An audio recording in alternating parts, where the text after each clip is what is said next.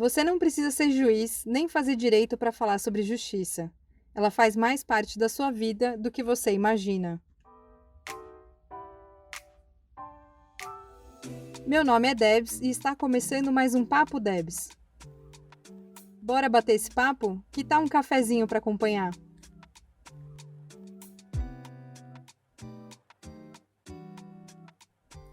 Começando mais um Papo Deb, só que hoje bastante diferente, porque estamos presencialmente depois de mais de um ano gravando atrás de telas. E confesso que hoje o lugar aqui tá muito mais chique do que eu esperava, porque a gente tem bolo de cenoura, pão de queijo, cappuccino. Gente, cappuccino, tá? Cappuccino, água gelada. Tá, a gente tá chique, tá bom? Papo Debs hoje tá chique. Tem também o quê? O que é isso? Tubete de chocolate. Pode ser que tubete é mais conhecido. Diretamente de Punta del Este. Diretamente de Punta del Este.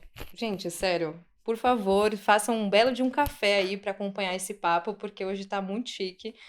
E hoje a gente vai estar entrando então, né, no tema do mês de maio, que é sobre o sistema carcerário e o questionamento, né, do sistema em si, de o que ele provoca, quais são as consequências desse sistema. Então a gente está aqui tanto com a Fabi como com a Ana Sofia, que já apareceu aqui em outros episódios, está aqui na sua segunda vinda ao Papo Debs, para a gente poder falar um pouco dessas perspectivas, né, e consequências do sistema carcerário aí na vida das pessoas. Muito bem-vindas, mulheres. Eu estou muito feliz de estar aqui com vocês. É uma honra muito, muito, muito grande. E muito feliz de estar nesse lugar confortável, assim, da gente poder se conectar de um lugar mais afetuoso do que atrás de telas. Então, é isso. Sejam muito bem-vindas. Como que vocês estão? Como é que estão as coisas por aí? Eu já fiquei muito feliz de chegar aqui e ser recebida pela caneca do Papo Debs. Esse momento aconteceu. Maravilhoso, né? Então, assim, a gente já entra num lugar de acolhimento, de afeto, esse café, essa luz.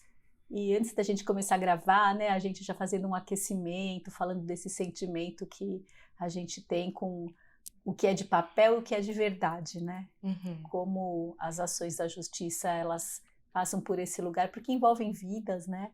E a gente está aqui hoje para trazer essa experiência e espero que toque as pessoas também, né? De um jeito diferente, que tenha mais essa presença, que é o que a gente está tendo hoje aqui, é ao vivo com Ai, vocês, está sim, que muito bom. delícia. E obrigada a Ana Sofia pela hospitalidade, né? Porque isso aqui tudo é a casa dela. Exato. Sejam bem-vindas à casa de Ana Sofia. Que bom se todo mundo pudesse estar aqui junto, conversando. E tô muito feliz também. É um momento muito aguardado e muito especial, porque desde que eu conheci a Fabi, conheci a história dela, eu falei, nossa, essa história precisa ser contada.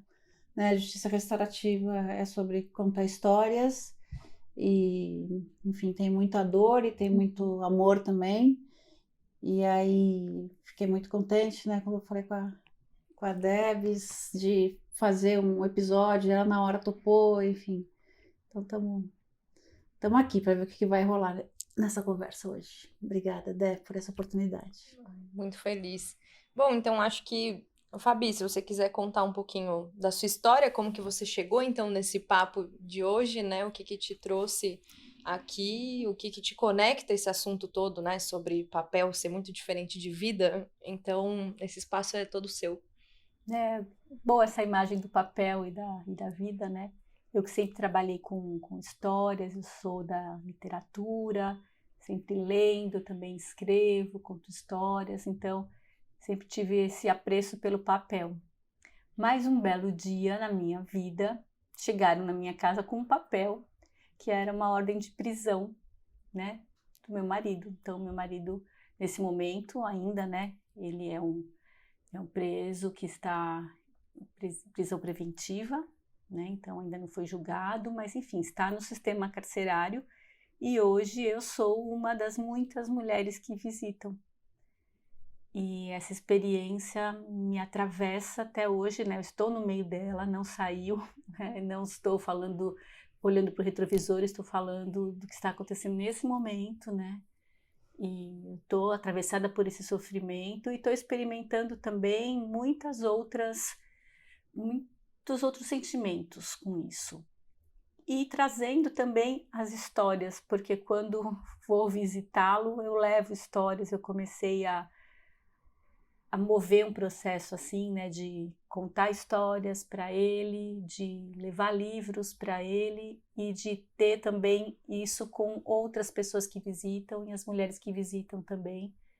Então, uma experiência extraordinária, com tudo que ela tem de devastadora, mas também de reparadora, porque me coloca num lugar, né, assim, fora daquela bolha, porque a gente acha que nunca vai acontecer com a gente, né, que isso acontece em outra camada social, com outras pessoas, mas quando você vê, você tá lá também, né, passando pela mesma experiência que é devastadora, né, de você estar ali se sentindo violentada, porque a sua vida vira do avesso, né, mas você tem que criar também caminhos de resistir a isso, né, e eu tenho tido um privilégio de conhecer muitas pessoas, de ter contato até com temas do direito, né? Porque nunca foi minha área de interesse nem de estudo, mas a gente começa a conhecer pessoas que também gostam e debatem isso. Aí conheci o seu podcast, né? Conheci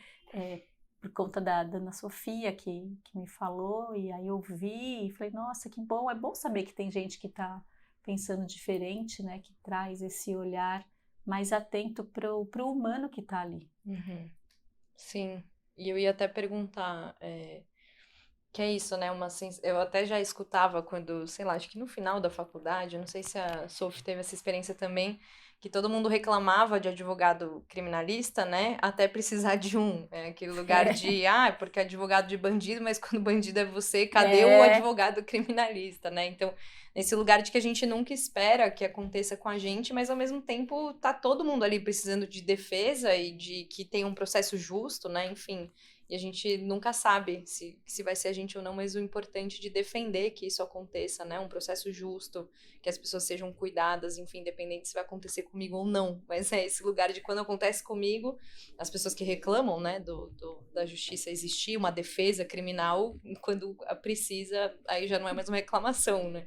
Eu ia falar que a Ana Sofia tá aqui com a gente muito por conta, talvez ela tenha a experiência do balcão pra dentro, né, quando trabalhando aí com a área criminal, né, olhando de dentro do sistema, e aí eu queria te perguntar, Sophie, como que é para você ter experienciado o pra dentro do balcão e hoje ter a experiência da Fabi, que é alguém que tá vivenciando isso de fora, assim, como que isso te impacta?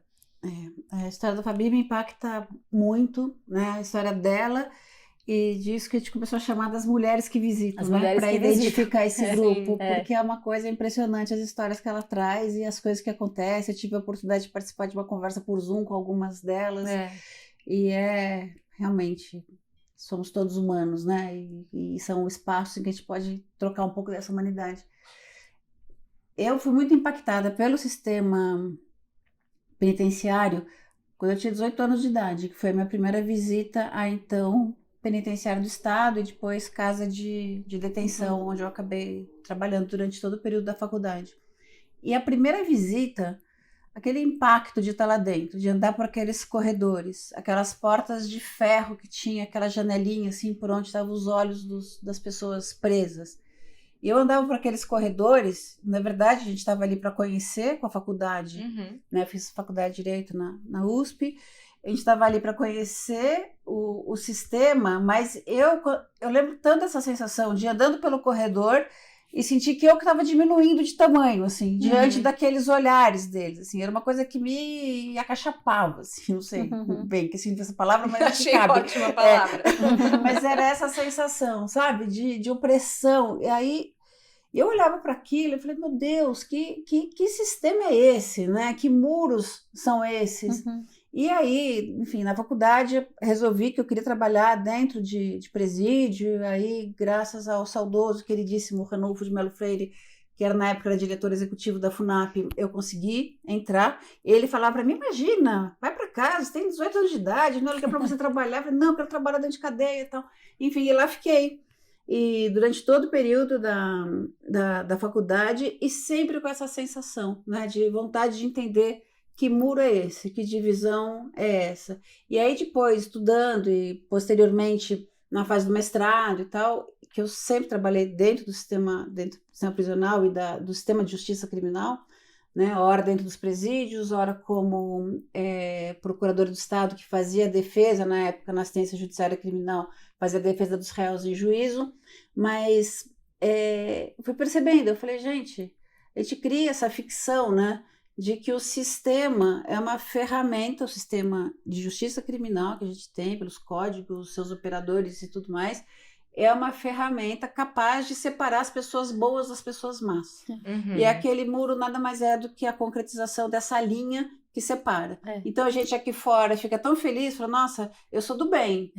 Quem é do mal está lá dentro. Né? Então, e a gente acredita nisso, a gente acredita que o sistema o sistema conta muitas mentiras, né? A gente acredita em muitas mentiras. A desumanização de uns, a sobre-humanização de outros, as relações de poder, enfim, tem muitas mentiras. A gente podia até um dia fazer, sabe, episódios, as mentiras que o sistema conta. E que a opinião pública acredita, né, que na sua eficácia, que é um sistema justo, porque afinal de contas tem pessoas da justiça, né, que passaram por universidades de direito, que conhecem os códigos, conhecem as leis, sabem separar o joio do trigo. Sim. E a grande falácia do sistema é essa, né, que produz sofrimentos imensos. Né, como o sofrimento que a Fabi está passando agora, em nome de um suposto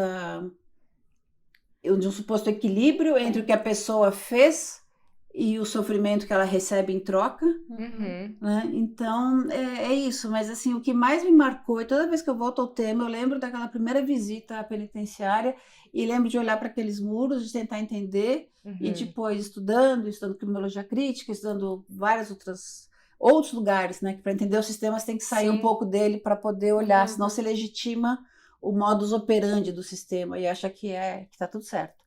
Então, para ter a visão crítica, para ter a sensibilidade, para perceber o tanto de sofrimento que o sistema causa e por nada, para perceber que ele é movido por uma seletividade absolutamente cruel, né? A Fabi estava falando, a gente acha que o sistema é para pessoas de outra classe social, e é assim, porque no sistema, quem julga, né, quem defende, quem acusa é de uma classe, e quem tá lá, quem é preso é outro, assim, são pessoas que só se encontram dentro daquela sala de audiência, naquele ambiente, mas na vida vivem em bolhas separadas. Sim. Né? Você pergunta, essas pessoas não se dialogam, não se encontram na vida, se encontraram, né? na vida em algum outro lugar? Não, só na sala de audiência que aqueles destinos se cruzaram. Exato. Né? Uns julgando, condenando, defendendo, e outros algemados na ponta da mesa, recebendo sua sentença. Exatamente. Enfim, então é um tema que me toca muito profundamente, né? Toda essa coisa de querer entender o que é essa farsa do livre-arbítrio que a gente cria para justificar a imposição da pena. Né? Seu marido está preso há quantos meses, Fabi? 8 meses. 8 meses. Nunca foi ouvido, não tem sentença, nunca foi ouvido. Não. Primário, nunca fez nada. A família nunca teve nenhum problema antes, nada. Excelente pai. Ele está com quantos anos? 53 anos. 53 anos, primário, né? Filho, marido, enfim, tem toda a família, toda uma estrutura, trabalho fixo a vida inteira.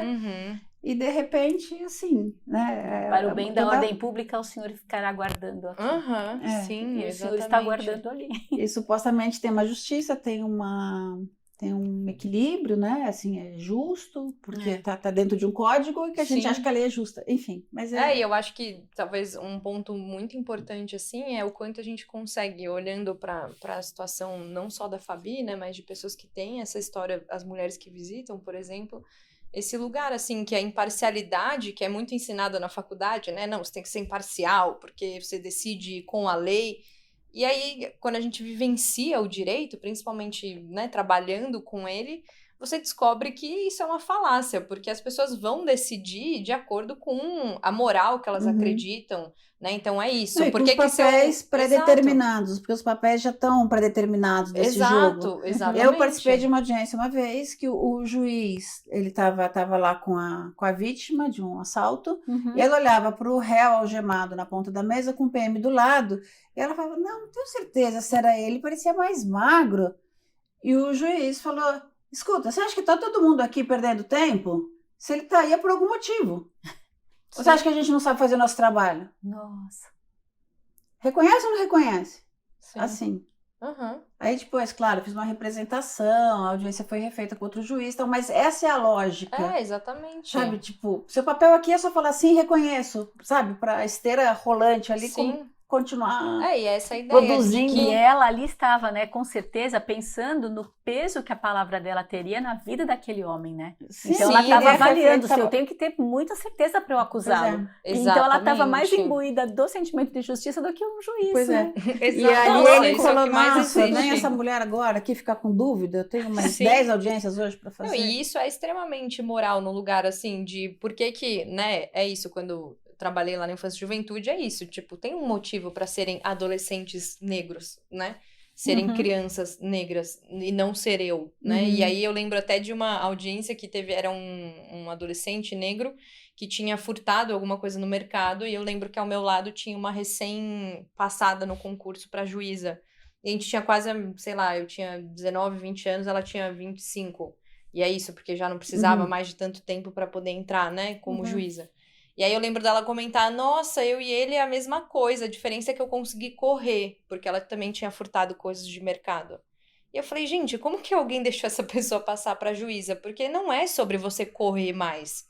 Porque ela, quando eu perguntei, ninguém foi atrás dela. Tipo, ela só furtou e saiu. Mas Uhum. assim, ninguém foi atrás dela porque ela é uma mulher branca, Uhum. privilegiada. Uhum. Meus amigos na escola furtavam coisas de mercado. Uhum. E nem era pra comer, não era nem por fome, era Uhum. só por idiotice de É, adolescente. sim. Então, essa Uma compreensão vontade de de quem tá ali... transgredir, né? Quero transgredir. Exato. Mas de alguma forma ela já teve já tem um diferencial, porque ela pelo menos enxergou alguma humanidade, algo em comum nela e naquela Sim, pessoa. sim. Isso já é uma maravilha, isso Sim, já é sim. bom. Já é um né? passo. Ela não percebeu que ela não precisou correr porque ninguém estava acusando, Exato, né? exatamente. Ela acho que foi uma Enfim. questão... E Mas- mesmo se tivesse flagrado, eu ia falar, olha, por favor, coloca a balinha ali de novo. que você pegou. Exatamente. Então é muito nesse lugar assim de que existe essa, o que eu queria dizer em relação até essa ideologia por trás, essa moral e o que a gente acredita que é certo ou errado, porque justamente usam da lei para, por Uhum. exemplo, deixar o seu marido preso que não tem motivo assim Não- de ter não- residência primária lá. Ah, não, mas aí pega ali um artigo e Nenhuma usa violência, né? Não e é usa que- pra justificar. Então, tipo, bom, a lei ali justa, ela é usada pra manter tal Uhum. forma de atuação, né? É. Então, essa distância entre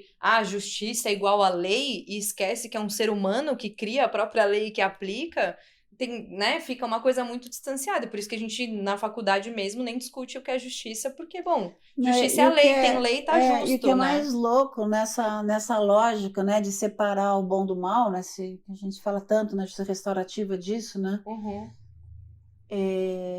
e isso é uma coisa cada vez mais frequente, porque a gente foge das complexidades. Eu acho que o mundo que a gente vive atualmente, isso cada é- vez isso é- mais as pessoas fogem do pensamento complexo e querem Isso. soluções rápidas e simples. Simples, Então, isso. é muito fácil, né, você pensar isso e acreditar nisso.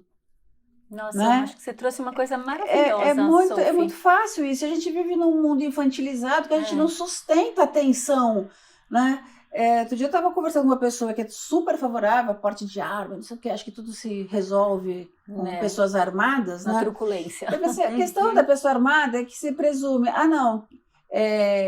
que a única forma de você impedir uma pessoa armada, uma má pessoa armada de fazer algo mal, é uma pessoa do bem armada para poder conter aquilo ali. E é essa lógica, né? Então, a pessoa do bem armada, ok. Uhum. Só que tem a questão que todo mundo tem o lado bom e o lado mal, quer dizer, não existe essa divisão que a prisão tenta fazer. Desequilibra, né? Todo mundo em algum momento, exatamente. exatamente. Então corre o risco de repente, ao lado mal da pessoa boa que está atirando no lado bom da pessoa má, porque os dois lados eles estão presentes sempre. Mas né? eu gostei muito de você trazer essa questão que a gente está sempre evitando a complexidade e querendo simplificar e querendo rotular, né? E fazer essa linha divisória muito bem definida, porque a experiência que eu vivo hoje, ela veio justamente borrar essa linha, né? Quando eu me vejo ali, né, naquela fila das mulheres que visitam, tudo que eu tenho de experiência de vida, de mundo, de identidade, de contexto social, aquilo se dilui.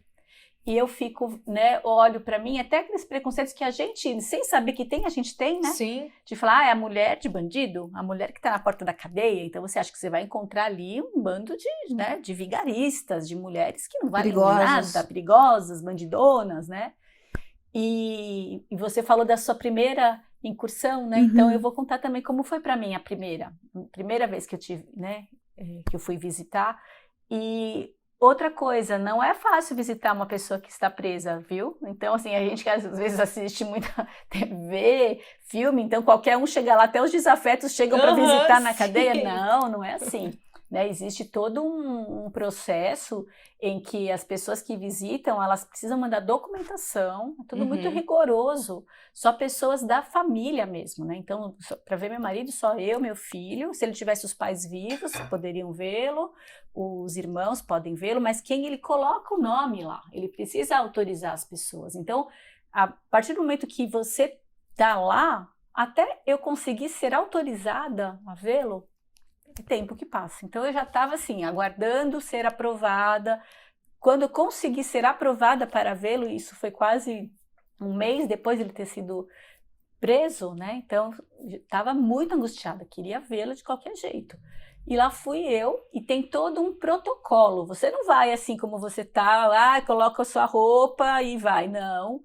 Tem um uniforme, né? Praticamente um uniforme. Você tem que usar uma calça leg de determinada cor, pode, outra cor não pode, tamanho tem que ser folgado, tem vários, né, requisitos. E lá fui eu, né, ali para a porta, e aí você começa a olhar aquelas mulheres, aquela conversa, né, e pessoas que vendem coisas na fila para quem está lá esperando. Elas são muito engraçadas, aí já começa aquela conversa. E o seu ladrão, você quer ver o seu ladrão? O seu ladrão, o seu ladrão. O seu ladrão te deu boa vida, minha filha? Né? Foi a primeira pergunta que eu ouvi. O seu ladrão te deu boa vida, minha filha? Né? Ela nem me conhece, meu ladrão, porque meu marido tá lá, ele é ladrão, enfim, engraçado, sim, né? Aí eu falei, não, só me deu dor de cabeça, né? Eu ainda brinquei assim. Aí você já entra naquele lugar, começa a ouvir as histórias delas. E aí elas logo perguntam, é a sua primeira vez? Eu fiz a minha primeira vez. E aí essa moça que é uma querida, né? Até hoje eu tenho contato com ela, grandona assim, né? Quase 1,80 m, né? Negra, bonitona, sacudida. Ela falou assim, eu a primeira vez que eu vim disposta, eu torcer o pescoço daquele meu marido. Porque a maioria das pessoas vem de uma condição social complicada.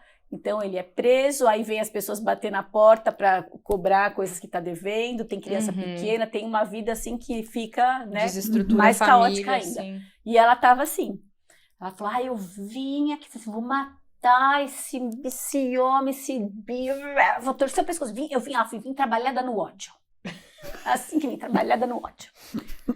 Aí, mas a hora que chamaram e que ele veio com aquele colchãozinho embaixo do braço, eu não aguentei, eu falei, para, que eu já tô chorando aqui, né? E aí eu sabia que ele ia vir com um tal de um colchãozinho embaixo do braço, né?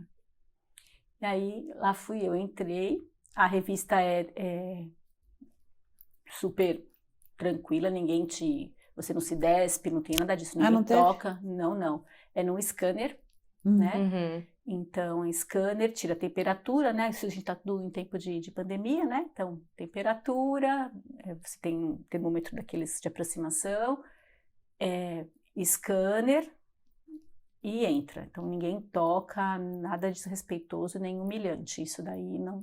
Se alguém falar isso, está mentindo, não existe. Pelo menos nessa unidade, né? Isso que eu estou pensando, que talvez outras unidades funcionem de outra forma. Mas, assim, da minha experiência, ninguém jamais tocou, não teve nada disso. Sempre muito respeitoso e muito esteira, né? Distante, sim. É aquela esteira do scanner. Aí, só que você vai, aí você passa, aí começa, tem o primeiro portão. Para mim, você falando, né, do sentido, para mim era o som, né? Bang. Depois você anda mais um pouco, tem mais um outro. Bang! Aquilo vai mais um outro e você bang! Tudo isso para você ver a pessoa com quem você dorme e acorda todos os dias, né? Você, opa, que estranho, né? Tá difícil chegar lá, né? Aí a última sessão, porque aí tá escrito gaiola, porque os pavilhões, eles chamam de raio, né? Raio 1, raio 2, raio 3, raio 4. Então tem a gaiola para entrar no tal do raio. E é escrito gaiola, né? E você se sente mesmo num lugar em que estarão os bichos, né? Enjaulados. Aí aquilo é uma opressão no meio do peito, sabe? Difícil de você segurar aquilo. E aí eu, passei mais um. E aí, a última, quando abre essa entrada para a gaiola, você entra no pátio, porque parece mesmo um átrio, assim, sabe, um convento que tem aquele pátio no meio, assim, né? Sim, sim. É desse jeito. E aí eu vejo, né, que eles saem da cela, pegam um colchãozinho e colocam no meio do pátio, e aí estavam todas as visitas, né, porque isso eu tô falando para vocês, aconteceu o ano passado, em agosto, né? Que foi a data da minha primeira visita. Então, ainda não tinha visita, a visita não estava normal, eram só 2 horas, e era visita na parte externa, não podia entrar em cela, nada, né? Então, era desse jeito, você via todo mundo. E foi interessante, né? Porque eu olhei e era um sol, e aquele pátio estava todo tomado de sol, e eu via aquelas mulheres da fila com aqueles seus maridos, seus companheiros, ou algumas com seus filhos, né? E era tanto amor, sabe, que eu via. Elas com eles e eles com elas, uma coisa que assim, meu Deus, que é isso, né? E quando eu vi meu marido de cabelo bem curtinho, porque eles raspam, né? E desceu assim, eu fiz, ele falou, nossa, o que você está fazendo aqui? Aí eu, como conto a história, falei assim, princesa, vim tirar você do calabouço. Eu falei assim, né, eu tinha que ter algum socorro do mundo de onde eu vim, que eu vim da ficção, né? E fico emocionada de falar, porque eu vi que naquele lugar não tem só dor, tem muito amor, eles são muito amados. E aquelas mulheres, elas se estapeiam para estar ali, porque é fila para senha, é quem vai chegar primeiro, é quem vai ficar mais tempo, né? Então existe isso. E eles, por outro lado, também vêm super, né? Arrumadinhos, aquele modelito que meu marido disse que nunca mais na vida quer usar essas cores, que é a calça bege e a camiseta branca, né? E todo mundo de cabelo curtinho, todo mundo muito limpinho e aparado, né? Um regime até militar, parece que você entrou num quartel, né? Eles são todos muito asseados, não tem nenhum preso barbudo, andrajoso, nada disso. Todo mundo muito na estica. E aí eu experimentei isso, né? Olhar para um lugar em que todo mundo que estava ali se importa muito com a outra pessoa que está lá, né? E é muito, muito forte, é muito transformador. E aí eu me vi ali como uma pessoa como elas. Não tinha diferença substancial, todas no mesmo barco. E aí tem os grupos de WhatsApp dessas mulheres, né? E é uma coisa impressionante como se apoiam, como se ajudam, como se...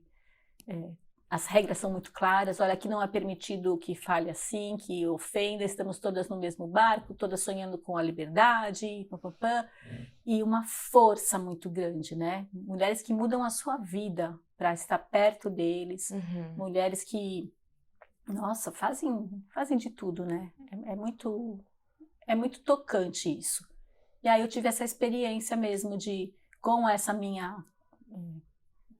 característica, né, de ser da literatura, de ser desse universo, de trazer isso, né, e essas visitas eram, de certa forma, comunitárias, né, as pessoas ali do lado, eu comecei a contar histórias para eles, e aí ficava todo mundo em volta, eles ouvindo, vamos contar na cela, essa história é muito boa.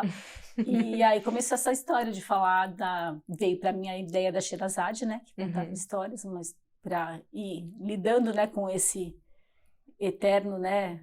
Com o tempo, né? Com o tempo, né? Que está ali. Se não for uma história boa, a sua vida acaba aqui. E assim a gente fez.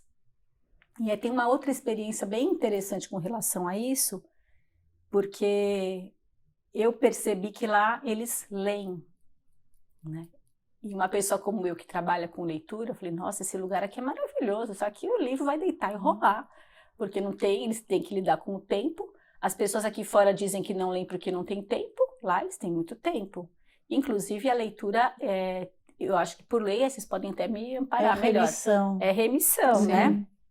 mas não sei bem como que isso acontece na prática. O fato é que eu falei que eu ia colocar livros lá dentro, que eu queria colocar livros, doar livros, e não, isso pode ser feito, né? Então, eu mandava para o meu marido no Sedex, que a gente pode mandar um Sedex por semana para ele, mas eu queria mandar mais. Bom, fui fazer o método tradicional, mandar um e-mail para o diretor, né? E uma vez mandando como esposa de detento, até hoje estou aguardando a resposta, né? Não veio. Uhum. E faz quanto tempo isso? Isso foi o ano passado. Uhum, caramba. Né? E aí eu tenho uma prima, que é advogada, e aí pedi para que ela escrevesse, né?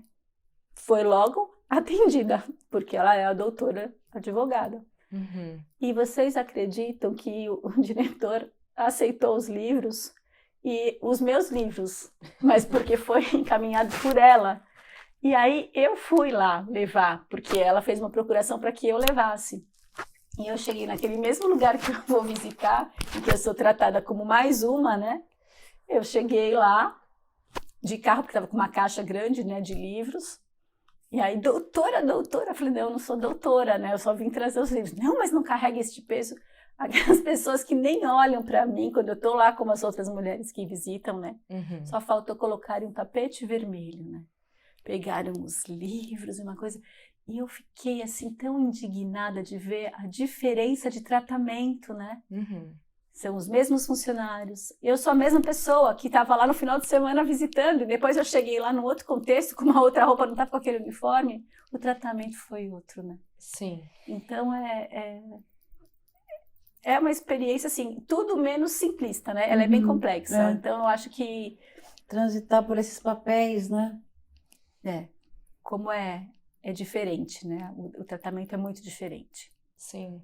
E é muito, além de complexo, muito delicado, assim, né? De Chico participando do podcast. Ele ficou indignado com essa falta de tratamento. Assim, como é que trata a pessoa de um Chico jeito tá do indignado outro? com a justiça brasileira.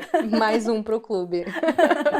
Mas de como é isso, você é um ser humano, né, igual, só que a posição que você tá ali de poder, né, de dentro, e isso super aconteceu comigo também quando eu trabalhava na promotoria, tinha um lugar assim de te receber como se tudo que você falasse fizesse muito sentido. Exagerado até, né? Exatamente, tipo, compravam as coisas que você falava de um jeito que se eu fosse só estudante ou se fosse, né, em outro contexto também, quem é essa pessoa falando? Não, tá na promotoria.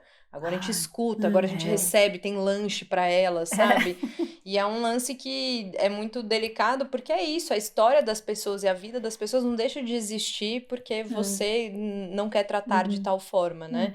Ou a dor da pessoa, a sua dor, vivenciando esse processo todo, não deixa de existir porque a pessoa não vai te atender bem ali, né? Tipo, você tá existindo e sua dor tá existindo junto.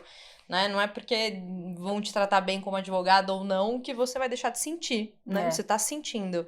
Então, super delicado esse lugar, né? Que as pessoas acabam ficando em relação a que posição estão ocupando na sociedade para serem escutadas ou não. E até escutada de um lugar, né? Que você acha até exagerado. Tipo, nossa, mandei agora, já respondeu e já abriu o portão. Não carregue peso, queriam carregar a caixa, sabe? Sim.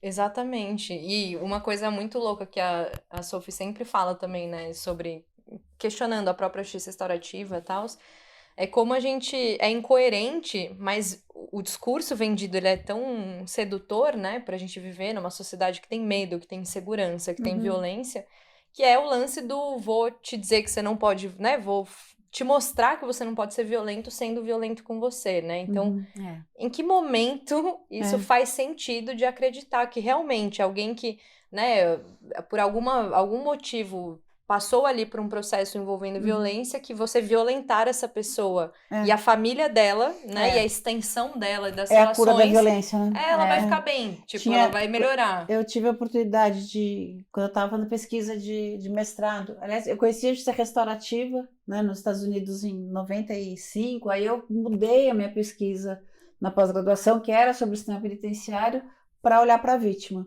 Né? Então, porque eu falei, na justiça restaurativa, todas as partes impactadas, né, pelo problema ali que aconteceu, especialmente a vítima tem que ter um protagonismo no que vai acontecer com as suas histórias, né? Com as suas vidas. E foi uma coisa muito, muito forte, assim, essa guinada de olhar, né? E eu tinha ido para conhecer o sistema penitenciário. E realmente fui a convite do governo americano, foi uma super viagem incrível. Eu fui para vários estados conhecer penitenciário em todos os lugares, dos vários tipos, privatizadas, públicas, provisórias, enfim. E era uma coisa assim... Nossa, até me perdi. Tá tudo bem. Não é porque me veio tanta imagem forte, não, mas agora eu lembrei. E era no Texas. Não, no Texas era um lugar assim terrível. Eles tinham passado por uma onda de construção de presídio, especialmente por conta da privatização, que eles estavam fazendo leasing de vagas para outros estados. Era o estado que tinha a maior população carcerária, mas tinha sido tão potente lá a construção de presídio como o business. Né? As feiras que tinham, como feira de negócio mesmo, para equipamentos prisionais, era um negócio inacreditável. Muito louco isso. E aí tinha até uma proposta, uma moratória para parar de construir prisão, tal, mas ainda tinha a pena de morte, né? Eu participei lá de um movimento, de uma campanha, de um protesto que teve, porque uma pessoa ia ser executada, e o mote da campanha era em inglês, mas falava assim, como você pode matar para mostrar que matar é errado. Né? Então é exatamente essa coisa maluca que a gente faz o outro sofrer para mostrar que ele estava errado ao fazer alguém sofrer. Né? Então é um moto contínuo de sofrimento, né, Fabi? Você meio assim como, né? Parece que tem até uma revanche, mas quando se fala, eu quero Sim, justiça, né? Onde que é justiça, onde que é vingança, enfim. Mas uma coisa que eu acho legal, né, que a gente já conversou bastante, Fabi, que eu acho legal você contar, é como o sistema de justiça criminal te aliena. E aliena o seu marido e aliena as pessoas próximas a ele do que está acontecendo na vida dele. Desde a linguagem que você não entende nada do que está nas... Né? Quantas vezes você me mandava um texto assim, peraí, traduz isso para mim, que eu não estou entendendo. Então, assim, você passa a ser um estrangeiro na sua própria vida. Porque ele foi para um território, além de ser território de dor, né? Porque você falou todo mundo asseado e tal, mas você com todas as condições horrorosas, de rato na cela, da comida... Né? Até quebrou dente comendo pedra, quebrou dente, feijão com pedra. Se não tem o jumbo lá que você manda, né? O Sedex para ele, vai passar muita necessidade. Mas além disso, além banho de ir para um território, banho gelado. Sim. Além de ir para esse território de um espaço, um mundo de sofrimento, é um mundo completamente distante, que você não tem acesso. Você não tem acesso, porque você não sabe quando ele foi transferido, você não sabia onde ele estava, e não tem acesso porque você não entende a linguagem que aquelas pessoas estão falando. Aí você liga para a informação, não, isso é assunto de segurança, não podemos falar. Tem que esperar tal momento. Aí você fica a questão da transferência, né? Mas a questão da linguagem jurídica também, a linguagem jurídica, porque eu falo, poxa, eu não sou uma pessoa sem estudo, né? A gente tem um conhecimento das coisas, mas é impossível. Então, aí você eu tenho que ficar perguntando, e pergunto para a Sofia, o que é isso? Isso é bom? Isso é mal? Né? Isso é porque deu certo? Não, tinha essas coisas, começa a entrar com uns pedidos, né? Então, habeas corpus disso, aí deu não conhecido. Não conhecido é o quê? O que ele não entendeu é não conhecido? O que ele não conheceu, né? Porque ele não conheceu, prazer, me conhece agora, né? Então, assim, por que isso, né? Por que fazer mais isso, né? Por que mais esse detalhe para te oprimir? E que é um detalhe gigante, né? Porque a linguagem é onde a gente pertence, né? É onde a gente entende, fala, não, aqui eu tô entendendo o que tá acontecendo comigo, com meu marido. Quando você não entende o que está acontecendo, é um lugar de sofrimento muito grande, do desconhecido. Que é isso, você não tem mais gerenciamento algum sobre a sua vida e a do seu marido, tipo, e a sua família. E você não consegue gerenciar mais, porque um tá falando em outra língua pra você, e o outro não te avisa quando vai fazer as coisas, né? Tipo, muda e não avisa.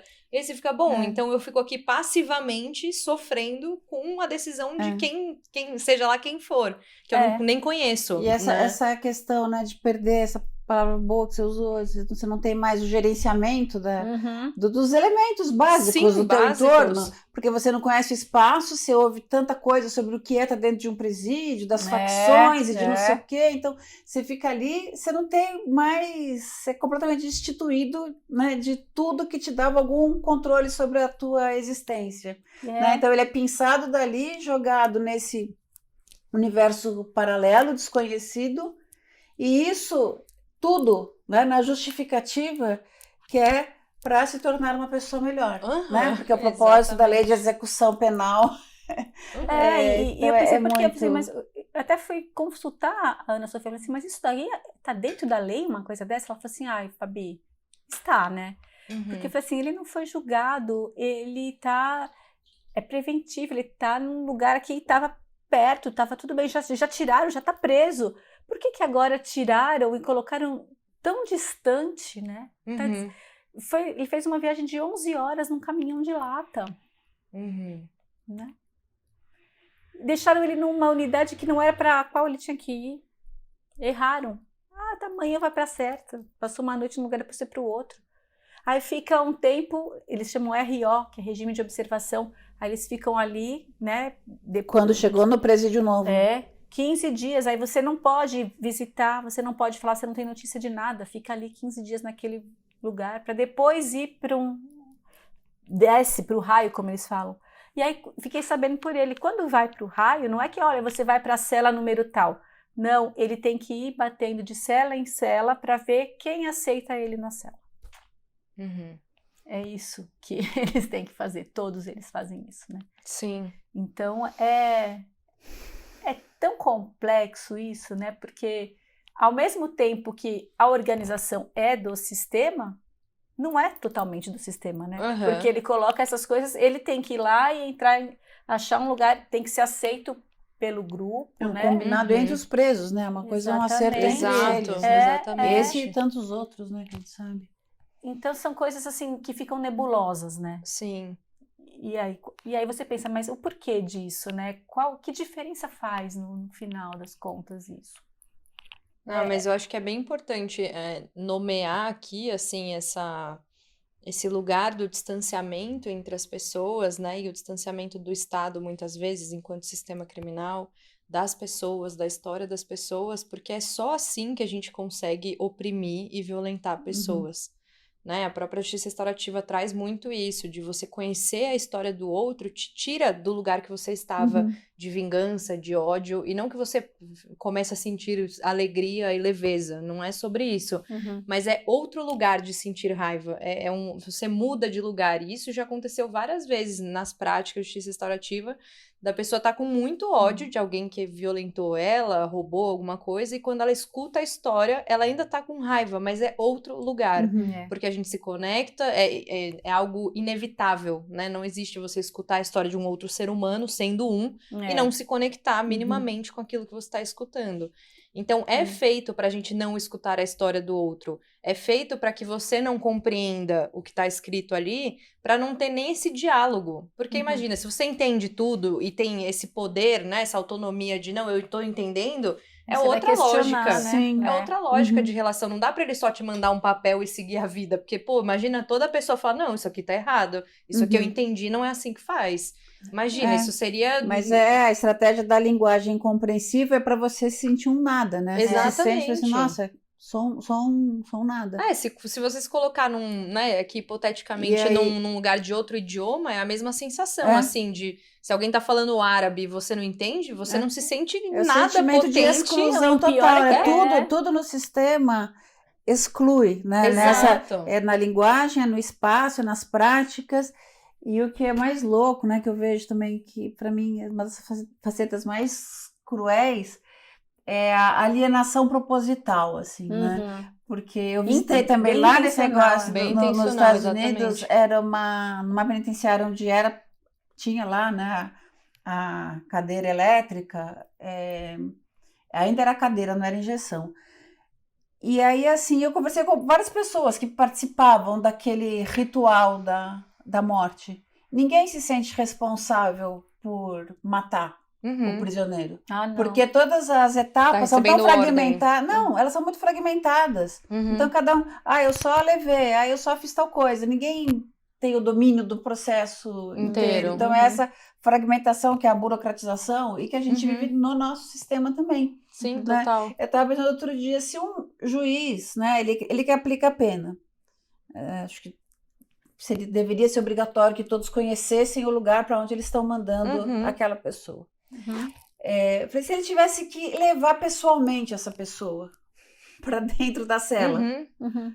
fazer isso, olha, eu disse que você vai ficar aqui durante 7 anos. E ele vai, e ele leva, e ele vê. Qual seria o impacto disso? Uhum. Uhum. Né? Porque daí ele simplesmente assina o papel, e aí tem muitas outras pessoas nessa rede de produção aí. Então ele se retira, né, daquilo. Ele se retira, ele assinou, ele fez a parte dele e pronto. E o Sim. outro, eu fiz a minha parte e pronto. E aí a gente perde a visão que tem uma relação, né? Tem uma responsabilidade. Quem assinou e aquilo, desses 7 anos que ele vai estar lá no lugar superlotado, insalubre, violento, correndo todos os riscos, né? E participando de todos os jogos internos para preservar a sua integridade física. Não é coisa muito louca isso? Sim. É bem intencional, né? Para que você possa fazer parte disso, porque senão não tem respaldo ideológico e nem lógico para você fazer parte de algo que você vai escutar a história da pessoa, você vai fazer parte e ser responsável por aquele sofrimento empregado a ela. Senão é impossível, né? Senão fica... Exatamente. E aí fala, não, mas o código estabelece bem os papéis e tal, e é mais uma das mentiras que o sistema conta é esse, né? De que tá... É engraçado, a gente começou essa conversa falando de papéis, né? O papel, papéis. E teve uma conversa, né, minha com meu marido falando exatamente disso, né? Porque tem tanta distância do que está naquele papel e da pessoa que ele é, né? Que ali faz, não, porque é para a ordem pública, tem que ficar, porque essa pessoa, não sei o quê, não pode ficar solta, um perigo né? Para a sociedade. É um perigo para a sociedade. E aí mas eu não sou essa pessoa que está aqui no papel. E eu falo, e o interessante, né? Eu falo assim, o triste de tudo isso, é que você não vai ser julgado pela pessoa que você é. Você vai ser olhado pelo que está aqui neste papel, né? Uhum. Porque todo mundo que está com você, que conhece, sabe. Imagina, você, não estão brincando, todo mundo fala assim, não é você, não combina, né? Aquela pessoa não é aquela pessoa que está naquela descrição. Mas você sabe que na hora, né, da decisão, o que vai ter peso é o que está naquele papel. Sim, exatamente. E todo o resto não interessa, né? E todo o resto não interessa. Uhum. E aí você fica, né, num lugar assim que alienado até de si mesmo, né? Assim, mas quem sou eu? O que eu sou, né? Você desencontra. Porque é um rótulo, né? Você então, coloca agora, nesse Fabi, lugar. você imagina, o seu marido, ele não é uma pessoa que você anda na rua, as pessoas vão cruzar para outra calçada por ter medo dele. Não. Agora você imagina isso tudo, né, com pessoas que são estereotipadas pelo sistema e pela sociedade como pessoas perigosas. Sim, né, daquelas que você sai da calçada. Eu estava escutando, não sei onde que foi, enfim, sobre essa questão, né, de pena, castigo e tal. Alguém que comentou essa questão do olhar do outro, né? Quando você passa a fazer a sua própria imagem a partir do olhar do outro. Então, se você é um garoto de periferia que está andando numa rua, num bairro nobre da cidade, e as pessoas te olham com medo, você é aquele causador do medo, você passa a ser visto como aquilo que o sistema está dizendo que você é. Sim. E aí ele passa por essas instâncias e todo mundo é ladrão, como você diz, né? Dentro da cadeia as pessoas não têm nome, né? Não, ou tem prontuário ou é ladrão. Sim. E aí é isso. E aí ele já está destituído da sua identidade por conta disso tudo, por conta da linguagem, por conta desse outro mundo estranho e tudo mais. E ele vai reconstruir a identidade a partir do que o sistema diz para ele sobre ele mesmo. Exatamente. Sim. E aí, cadê a pessoa, né? Eu lembro que uma vez, assistindo, minha família gosta de assistir esses programas policiais, não sei como chama, policialescos, né? Tipo da Uhum. Atena, Da etc. Uhum. E aí sempre tem aquele momento de entrevistar, sei lá, a mãe do cara que roubou, a mãe do cara que matou. E aí a mãe traz, tipo, putz, ele era um cara super carinhoso em casa, estudioso, sei lá o quê. E aí eu não lembro quem que falou isso, que era... Ai, mas toda vez isso, né? Vai perguntar pra mãe do cara, ele sempre é estudioso, ele é sempre carinhoso. Eu falei, sim, porque as pessoas são muito além do que fatos, Sim, né? é. Tipo, não Porque tem aquele nada a momento do ver a flagrante, pessoa é. ter roubado um carro com ser afetuosa. Tipo, uma coisa não tem a ver com a outra. As Cabe pessoas são tudo na mesma complexas. pessoa, isso. Exatamente, da mesma forma que alguém pode dizer, nossa, a Débora é super afetuosa, e alguém pode falar, nossa, a Débora é super grosseira. Uhum. Tipo, sei lá, Sim. né? Que dia que eu posso ter sido violenta Claro. e sou É. violenta muitas Não, vezes. somos tudo, né? É, Somos exatamente. tudo. E aí é muito louco como no sistema você é julgado por um fato e é Uhum. aquilo que define a sua vida, né? Tanto esse discurso, né, de ressocializar que não acontece no final é justamente para principalmente pessoas que já são rotuladas como bandidas sem nem terem feito nada, quando de fato, né, cometem algum crime que são presas, aí que, bom, você vai ser bandido o resto da vida, né? E aí o O quanto... Zaffaroni tem aquela expressão, né, do cara de prontuário. Então, a pessoa tem exatamente. cara de prontuário, e assim, visitei, tempo que eu trabalhei no Conselho Nacional de Política Criminal, a gente fazia vistoria em presídios no Brasil inteiro, assim. É todo mundo a mesma cara, sabe? Você olha assim, você olha para as celas, a mesma faixa etária, o mesmo tipo, Sim. e é isso. E aí o que acontece, né? O sistema olha, nossa, tem um desse aqui com essa mesma carinha que está lá na rua, então o lugar dele é aqui dentro. Eu vou pensar de lá e colocar aqui. E é isso, né? O teu marido é uma estética diferente do que aquela que o sistema tá acostumado, mas essas pessoas entram com muita facilidade. Sim, né? isso E não tem já- nada a ver com como se justiça. como se elas estivessem no lugar certo, né? You belong here, Sim. assim, seu lugar. E isso também na geografia da nossa cidade, né? Porque, assim, nenhum dos meus vizinhos conhece uma cadeia, né? Então, assim, no meu bairro, eu fui uma vez porque eu tenho a carteira, né, de visitante, e aí precisava tirar uma cópia para colocar na caixa do Sedex, né, para mandar para ele. Vocês precisavam ver a cara do homem que foi tirar a cópia, que é do meu bairro, né? Ele olhou assim, que eu virei uma, né? Me cobrou até mais caro o Xerox, né? Porque ele achando que eu sou muito bandida, não sei. Porque assim, eu virei uma coisa estranha. Sim. Ao passo que se você vai para o bairro, né, que a minha faxineira mora, todo mundo lá tem algum parente preso. Então lá tem um isqueiro que entra no Sedex, que é um transparente, você não encontra para comprar aqui. Ela tem que comprar para mim e traz, porque no bairro dela tem. Lá tem roupas para visitar, então assim, roupas para... Existe essa cultura, porque ali, em algum momento da vida, alguém vai estar. Sim. Em algum momento você vai precisar desse isqueiro, dessa roupa, dessa calça. E qual que é a referência, né? Tipo, sei lá, na minha vida, minha referência sempre foi de... vai estudar, e trabalho, e viagem, né? E qual que é a referência de quem mora nesse lugar, né? Que quem mora nesses bairros. É comum, sabe? Então é normalizou uma coisa que isso é onde estaremos, ou morto ou na cadeia. E essa é a opção. É assim há muito tempo. Para mim é novo porque agora eu caí, né, nisso e eu, tô olhando. Mas ali, nenhuma novidade. Sim. As roupas, tudo. Roupa para visitar, meu filho precisa visitar o pai, não tem essa roupa porque tem várias restrições, não pode ter bolsa, cor, não sei o quê. Não, eu falei, não tem, não sei o quê, mercado de São Miguel. Lá tem as barraquinhas que vende para todo mundo para visitar. É assim, é um evento. Sim. Olha que coisa, tem uma economia em torno disso. Exato. Né? Tem. Não, e é muito importante colocar, né, que é isso, justamente, que é feito com o objetivo de não lidar com aquilo que incomoda, e o que incomoda tem a ver com racismo, né, tem a ver com o preconceito com o diferente para a manutenção do poder, isso é fato, tanto é que por que tem lá? Né? Por que tem lá? E por que o rosto é igual dentro da cadeia, né? A maioria. Porque é sobre isso. Muito jovens, né? Esses meninos. Então, assim, é uma leva. Você vê que você falou, isso, né? Que seu marido virou um paizão lá para um monte de garoto que não tem essa referência, né? Eu vi uma vez uma pesquisa da Fundação Casa não lembro exatamente o número, mas era mais de 80% dos meninos lá não tinham pai. Não conhece pai. Não tem pai. Assim, Uhum. ou não tem o nome na certidão de Não. nascimento, não tem pai. Enfim, não é coincidência, né? Sim. Nossa, eu ia trazer só um tweet que eu vi recentemente que eu achei muito incrível, que é a pessoa aqui no Brasil vai para Estados Unidos, né, e acha incrível poder usar o MacBook no ônibus, só que fica muito irritada que tem que lavar a privada, né, porque ali é mais caro contratar alguém para limpar a casa e não tem Uhum. esse costume, né, cada um limpa a sua casa.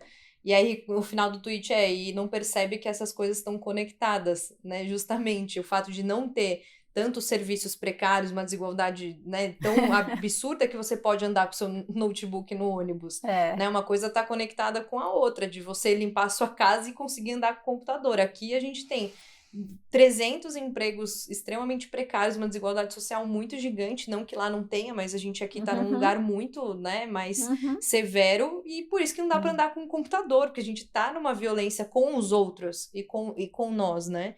Então não tem como você querer andar com o computador se a realidade social é de violência e privação de necessidades básicas, né? De tipo saneamento básico. Não vai ter paz, não vai ter tranquilidade, harmonia num lugar que as pessoas estão vivendo para conseguir comprar comida, né? Assim, no básico, assim, no Brasil.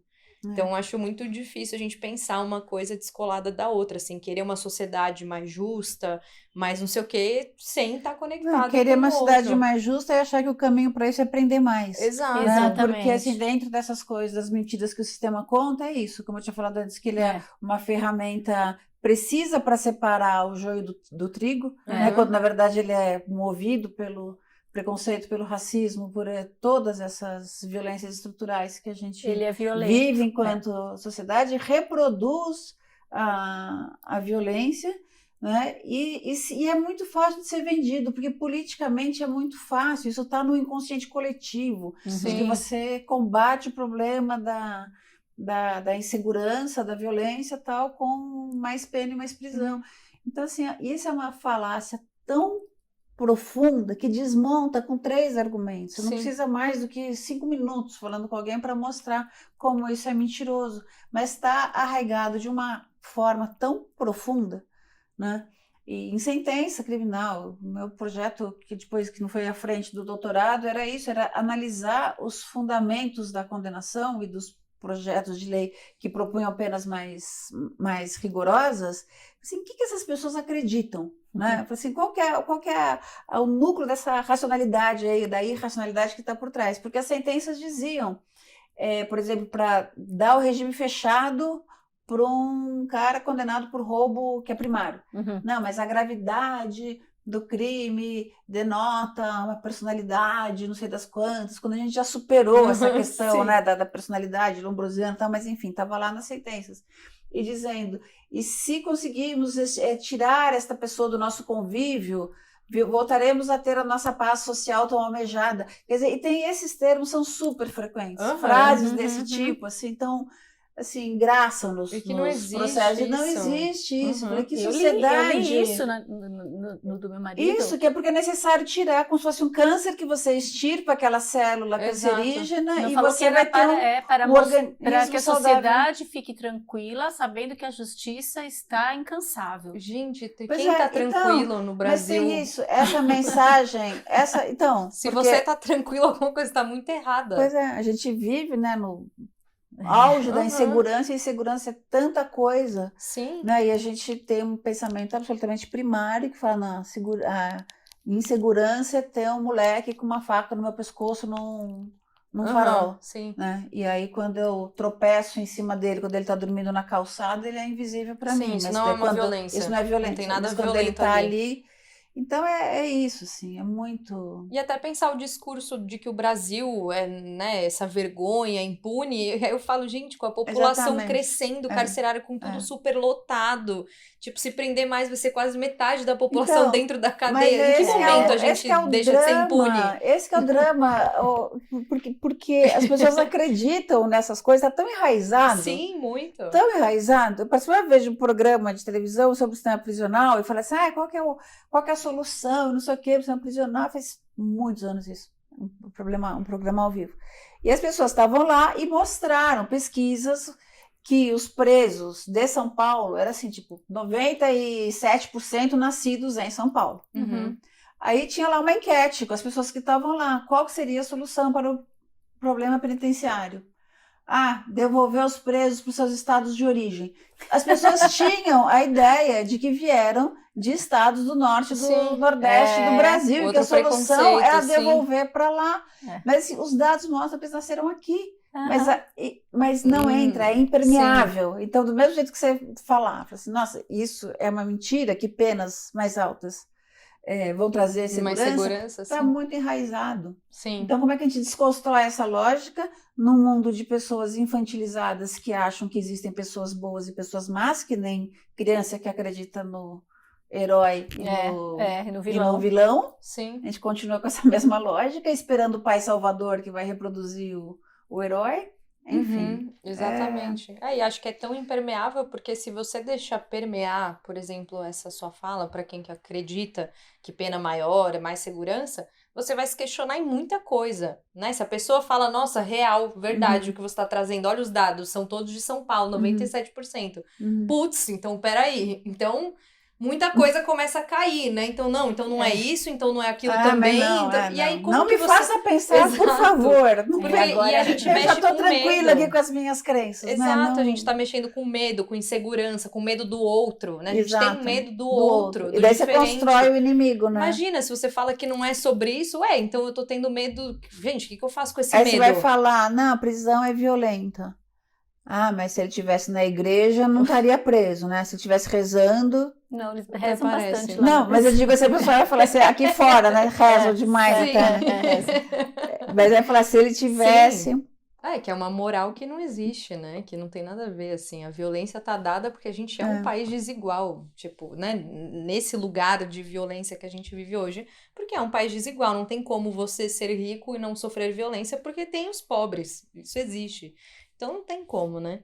E aí eu ia perguntar pra Fabi que se você, né, como a sua história é algo extremamente importante da gente escutar e aprender e te acolher também, se você gostaria de, sei lá, deixar algum recado para as pessoas que vão ouvir a gente sobre o que tá de mais importante para você agora, sobre tudo isso que você tá passando. Então, acho que seria legal, queria te fazer esse convite. Eu de verdade, né, o que eu desejo que as pessoas, por um instante, porque não dá para você ser mais do que um instante, né, que você saia um pouco do seu ponto de vista e se coloque no lugar do outro, porque você pode passar por isso também, sabe? Então eu acho que a gente tem que furar essas bolhas. E para mim isso é muito importante. Porque quando as pessoas sabem, né, do que eu estou vivendo, tem pessoas que mudam o jeito de me olhar, né? E eu não fiz nada, não sou uma pessoa diferente daquela data, né? A mesma pessoa, no mesmo lugar, tá tudo certo, mas você fica com aquela marca, né? Aquela mácula, o seu marido. Então agora você é mulher de um presidiário, ele vai sair, ele vai ser um ex-presidiário.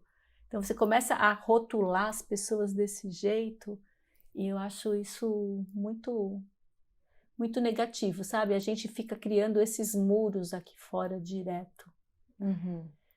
E o meu desejo mesmo é que a gente preste mais atenção e tenha esse acolhimento, se colocar um pouquinho no lugar do outro, sabe? Menos defensivo. Eu tenho essa experiência de ser revirada por dentro e mudar mesmo o meu ponto de vista, né? De a gente olhar para isso com mais atenção, questionar, sabe? É isso mesmo? Vamos prender mais, vamos ser mais duro, é isso que tá... Você está se sentindo mais segura, né, com isso? Então acho que a gente precisa ser mais curioso, mais atento e, se puder, por um instante, né, se coloca um pouco na pele do outro. Eu acho que isso faz bem pra gente, sabe? Eu me sinto, com tudo isso, né, eu me sinto melhor passando por essa experiência. Acho que como uma pessoa, eu vou sair uma pessoa melhor dessa experiência, né? Tô atravessando ela um pouco mais ampla, até mais atenta com o meu ofício, que é contar histórias. Porque as pessoas contando histórias, elas contam, né, o que elas quiserem, né? As narrativas são assim, elas são amorais. Você cria a partir delas, mas eu acho muito importante a gente ter um pouco mais de abertura, né? E não chegar já julgando, apontando e dizendo que você sabe tudo, e ninguém tá acima de ninguém, né? A gente tá vivendo essa experiência, e que seja uma experiência para reunir, né? Mais do que para nos distanciar. E eu agradeço muito, né, o papo. Nunca pensei que eu fosse ter tanto interesse nesses temas, né? E tenho lido e tenho gostado bastante. Eu acho muito, muito bacana. Fiquei super fã da Angela Davis. Amei, né, o pensamento dela, quando a gente fica querendo melhorar as condições carcerárias. Não, a gente tem que pensar num mundo sem prisão, né? Isso é para esse lugar que eu caminho, né? É isso. Muito obrigada. Bom, depois dessa fala da Fabi, a gente não precisa falar mais nada. Então, agradeço muito, Sophie, também pela casa, pelo papo, foi muito importante, Fabi, e você que está acompanhando a gente, né? Muito importante poder fazer essa troca de assuntos importantes, histórias importantes. E é isso, a gente se vê então daqui a 15 dias para continuar esse papo sobre o sistema carcerário, então aproveita nesses 15 dias para dar uma respirada e daqui a pouco a gente volta com mais histórias importantes para escutar. Um grande beijo e até a próxima. Fez sentido por aí? A conversa não acabou. A cada 15 dias sai um episódio novo e a gente pode se encontrar no Instagram, no @papodebs.